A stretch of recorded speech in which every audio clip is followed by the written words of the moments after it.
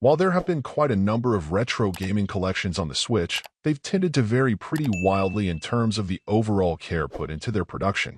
Some have settled for merely slapping a number of emulated classics into a simple interface and calling it a day, while others have tried to add value with additional materials like game art, interviews, and other extras.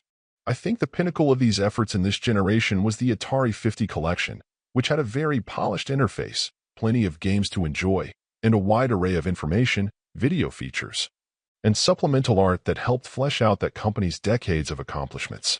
The same company behind that release, Digital Eclipse, has now put a comparable effort into chronicling the life and wildly different games made by industry legend Jeff Minter, the man behind such quirky classics as Grid Runner, Attack of the Mutant Camels, Lamatron, The Colorful Tempest 2000, Polybius, and many more.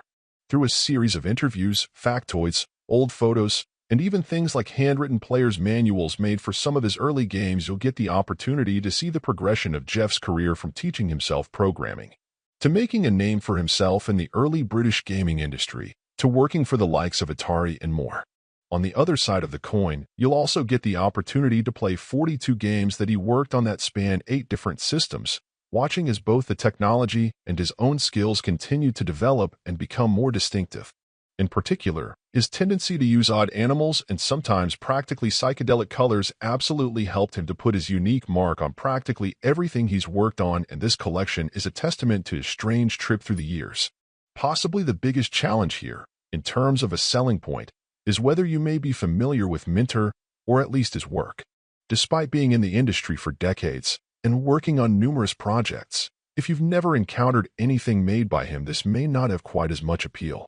Granted, you'll have the opportunity to become fully familiar with both him and his work, but it doesn't then have the same allure as it would to loving fans. All said, this is another excellent collection of the life, works, and stories of someone influential in the industry, but the subject of interest is absolutely far less known than the likes of an industry titan like Atari. Still, I think projects like this are important for helping to preserve the history of the gaming industry and the people who helped to shape it, so it absolutely has value worthy of appreciation. Overall, my final score for the game ended up being an 8.